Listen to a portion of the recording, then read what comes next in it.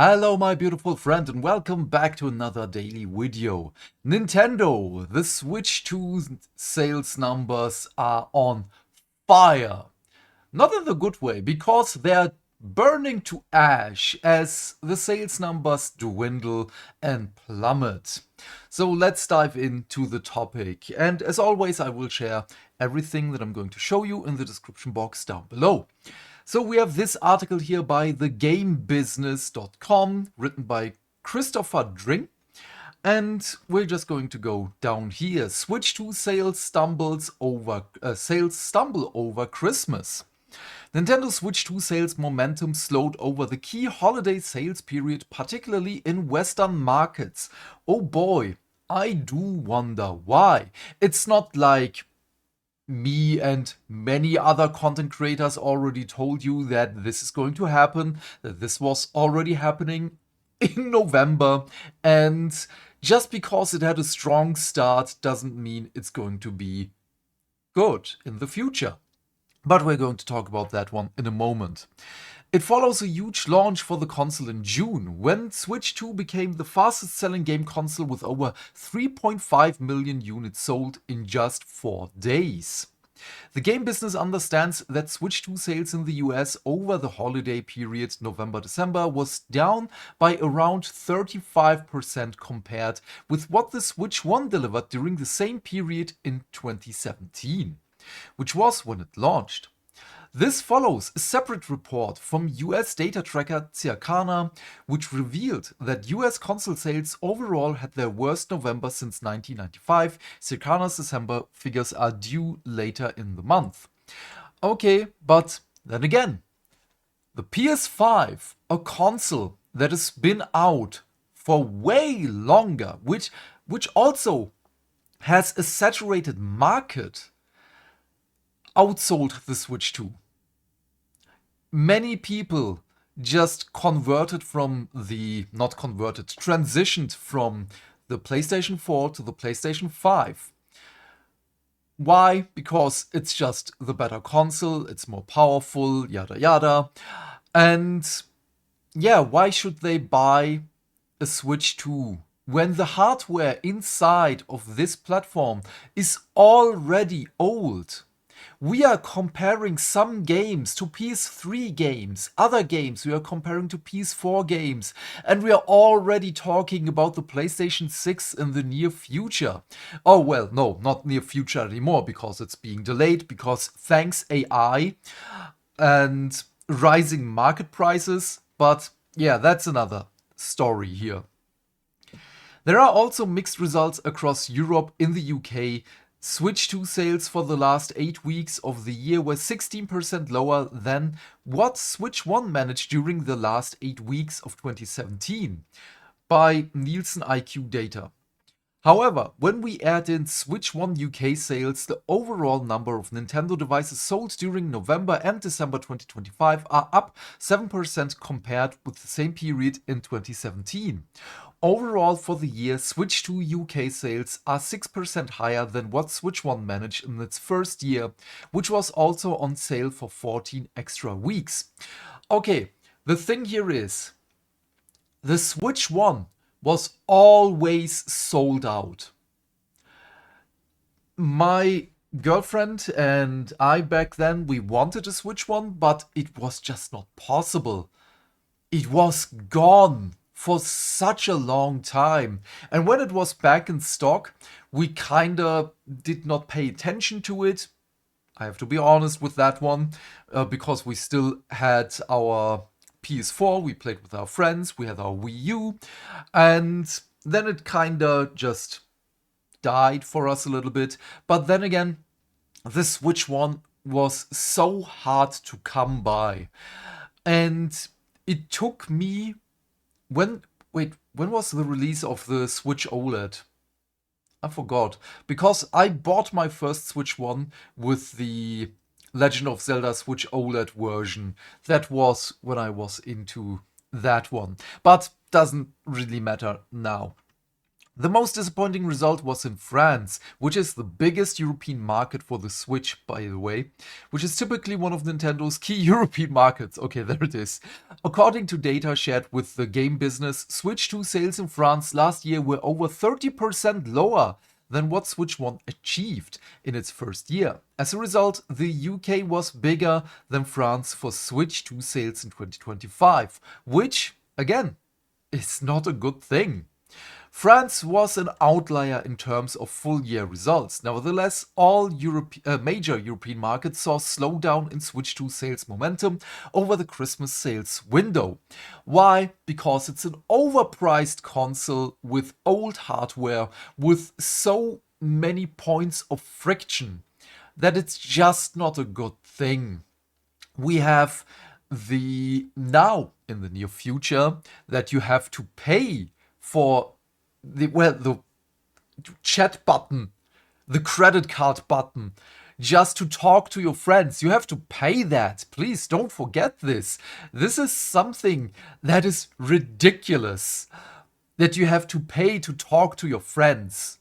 There is a button on the console, on the controller, that is going to be useless if you are not paying for it. I know I'm saying it again and again, but I just have to reiterate it.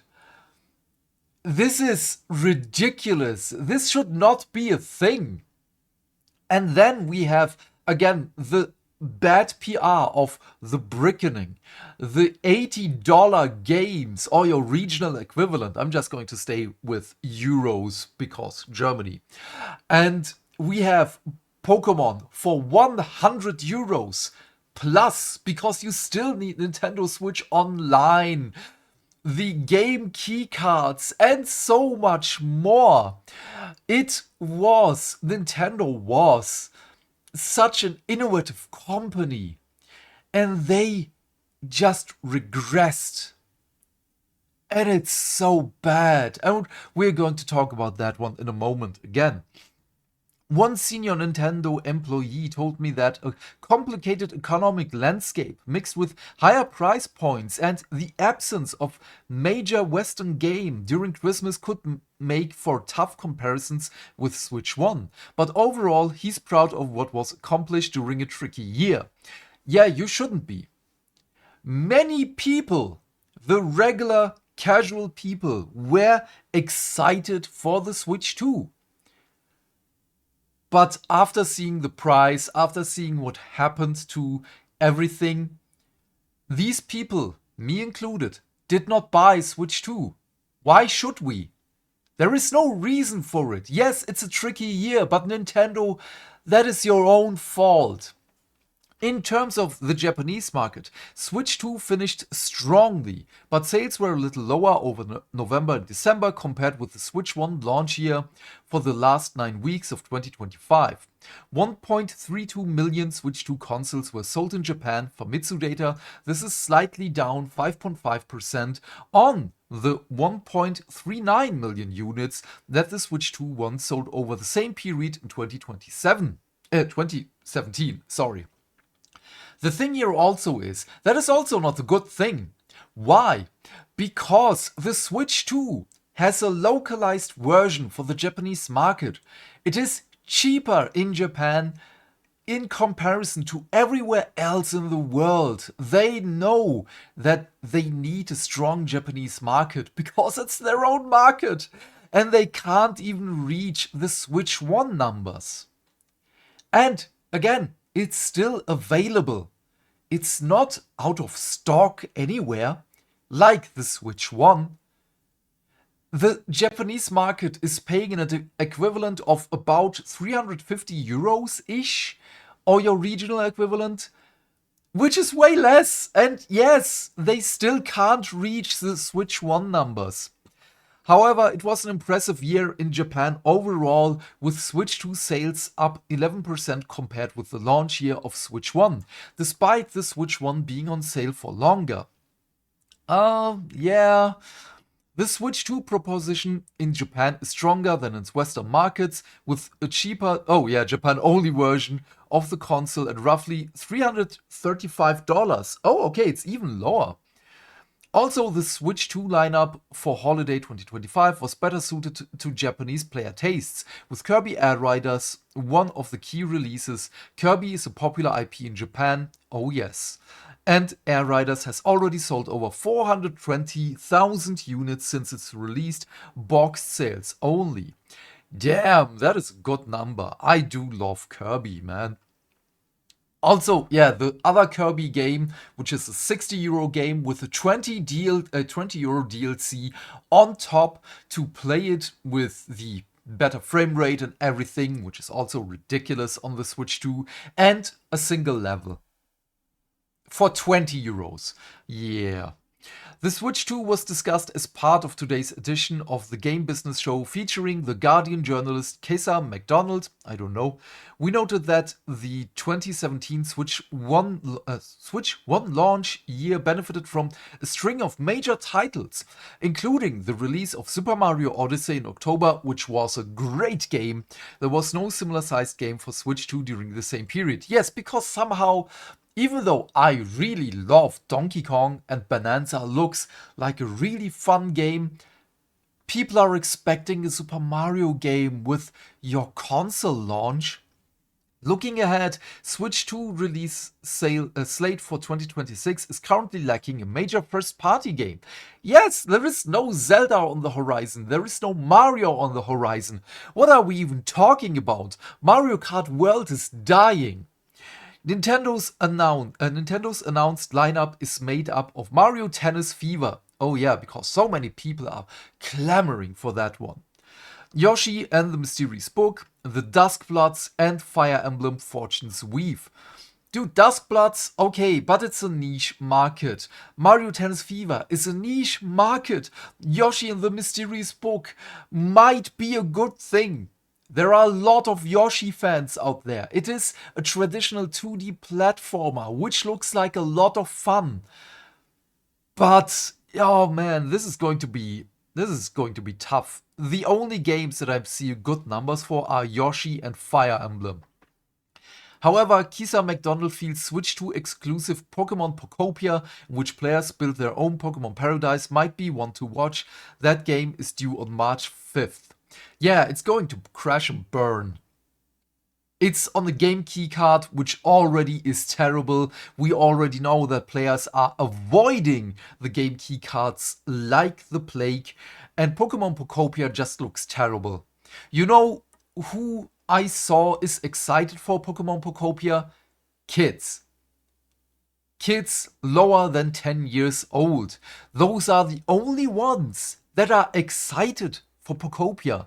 And of course, some really weird Nintendo Pokemon freaks who just have to buy everything Pokemon and try to defend everything Pokemon. But Pal Farm just looks way better than this. There are other farming games out there that do look better than Pokopia, and they are way older.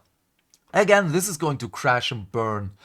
Other key titles include Switch 2 updates to Animal Crossing New Horizons. Yeah, because you can't play that one right now. And yeah, the Super Mario Wonder, okay, 2 games. More details on upcoming Switch 2 games will likely be revealed in the coming weeks, including products designed to tie in with the 30th anniversary of Pokemon. Damn, I'm old. Nintendo's biggest release for the first half of 2026 is the Super Mario Galaxy movie, which arrives in April. Yeah, okay, buddy, okay. I mean, I'm excited for the movie. I'm going to watch that. I watched the first one. It was fun. Even though the story is forgettable, it was fun. And, by the way, this one is great. Developer of mega hit Phasmophobia launches game publisher. Love that. I love the guys. I love the game. But yeah. Then we have this one here. All of this will tie in with the Switch 2 sales numbers. This is basically all the same numbers by VGC, written by Andy Robinson. We just have here this handy dandy chart, and you can see this is the Switch 1 sales. And yes, the Switch 2 is doing better because many people were hyped for it, but now they've been burned. It's just as simple as that. Because again, the brickening, the high price, this is many of the people that are just excited for the Switch 2, they're too deep into this console and brand loyalty thing. And again, I went from I love Nintendo, I had every Nintendo console, to and I was in the I'm pre-ordering everything, to okay, I canceled my pre-order for the Switch 2. Maybe I'm going to look at it in the future. Maybe I'm going to buy the games for my Switch 1, to yeah, I'm not going to pre-order anything. I'm just going to wait for a discount on a third-party retailer, to I'm not interested anymore. So my love for Nintendo also just crashed and burned because they're fumbling, man. They're doing bad things now. Also, it's not innovative anymore. The Switch 2 is basically just a Switch Pro with a worse screen, which is a factual thing, by the way. The screen of the Switch 2 is worse than the Switch 1, the regular Switch 1 version, not even the OLED version. It is worse than the Steam Deck's LCD display, which is not available anymore because OLEDs are just better. The Switch 2 should have been released with, an OLED screen. Why are we talking about this? And also, again, the demo for the Switch is a €10 demo. It's not even free in there, but yeah, we can see here, this is German Amazon. It sold 5K in the, 4K plus in the past month, which should be higher. It was Christmas, but no, nothing happened. And also, if we go down here, let's look at Bonanza. How much did you sold? 6K. Damn. Okay, did not expect this. This is not even... The download code is not even on there. Okay, other games. Wait, where are the other games? Here, Metroid Prime. Let's look at Breath of the Wild. Kirby and the Forgotten Land. Tears of the Kingdom. Mario Kart World. Even though there was the bundled thing. Let's see. 2K plus. That's not good. Again, I was really excited for Metroid Prime 4. I would have bought it and then put it on my Steam Deck. But no, I'm not going to buy this. I'm not going to play this game. It's not good. It's a fine game, but the Western market is the biggest market for Metroid. And it's just 2K plus. The regular Switch version, 500 plus. And it's even cheaper. Yeah. Breath of the Wild. Yeah, okay, I can see that because many people already have this one. 300 bought in the past month because, oh, the upgrade pack is also not here. But probably because many people just bought the upgrade pack on the Switch. That would make sense. Kirby, 600 bought last month. That's not good. The upgrade pack. Okay, upgrade packs are probably just not shown here. But also, I would guess that people are just going to buy the upgrade pack on the official Nintendo store. So, Tears of the Kingdom, 500 in the past month. Mario Kart World, there's not even a number. Probably because many people already have it due to the bundle. And also, €70 on Amazon because they know no one buys it for 80. God damn. Wait, where is Mario Kart 8? Is it here? Mario Kart 8? How many? Mario Kart 8 Deluxe. Come on. Give me a number. Give me a number. 10K bought in the past month. Mario Kart 8 is outselling everything in Germany alone. And this is just Amazon. This is such an old game. Holy crap. What is happening? Oh my god, I love this so much. Okay, the last thing I'm going to talk about, obviously I'm not going to share all the Amazon links here, is this interview from a while ago. Oh, sorry, I have to go back up. This is interview with Philippe Laveau, managing director of Nintendo. This was an interview in 2018. And this came to my attention thanks to Nintendine. And yes, Switch, Super Mario, Zelda, retro gaming, Nintendo's incredible comeback with the Switch one, obviously. And oh wait, now I have to do that 4K. And you already probably saw what I typed in there. At first, we have this year, when you look at the competition, they offer 4K consoles and virtual reality. You don't. Isn't this Switch's limitation technological? Also, this is translated by, well, Google Chrome. This is originally a France interview, so the translation might be a little iffy here. We're very pragmatic. Look at VR headsets. I have doubts about their ability to appeal to the masses, yeah, and consumers aren't patient with entertainment if you can't offer them a complete solution. As for 4K, should we invest in a technology that isn't widely adopted? Where are the 4K screens today? Again, back in 2018. Should we invest before consumers have embraced the technology? We can't invest everywhere, and what will we bring that's new compared to the competition? If we do the same thing as everyone else, we are doomed to fail because we're smaller than them. With the Switch, we have the advantage of offering different uses adapted to users' lifestyle. Its appeal lies in its ability to become part of your daily life. Playing video games becomes less of an occasional treat. Yes, doomed to fail, but then again, this is probably censored thanks to Google. This is an article by VCCF Tech. Don't know VCF Tech. I don't know how to say that one.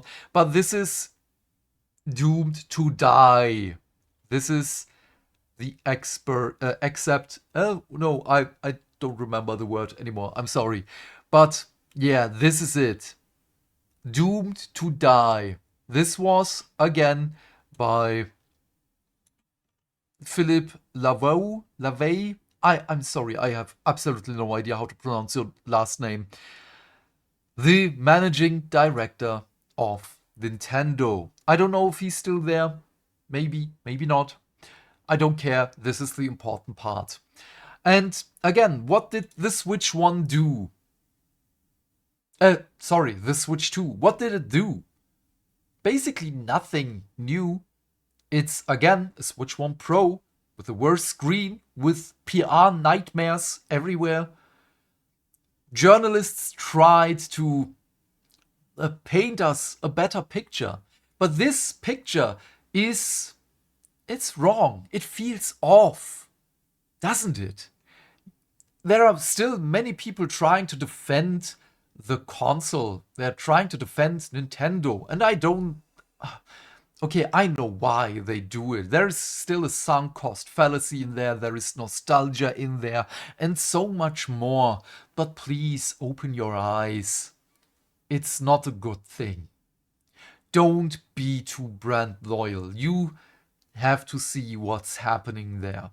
They're trying to milk you for everything you've got. But yeah, I'm going to leave this here. This is terrible for everyone involved, by the way.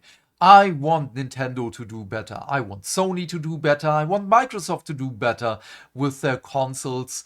And yeah, I was a console gamer for the most part of my life because PCs here in Germany are just expensive and they're just going to go up in price, thanks AI.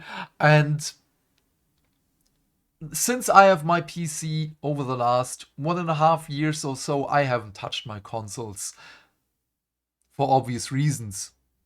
But I was able to afford this one. But yeah, we're going to leave this here. Thank you so much for being here with me. Please leave your thoughts and questions in the comment section down below. I'm keen to know what you have to say. And while you're here, please remember to do all the things that make the dings. Why? Because that way we can build a bigger community and talk more video game news every day. And by that, I of course mean like and subscribe. And if you want, you can share this video with your friends. And please turn off YouTube's restricted mode. Otherwise, have a great day, my friend. Stay fantastic, stay hydrated. And I will see you hopefully later with our Resident Evil stream or tomorrow with the next video. Bye, bye, bye.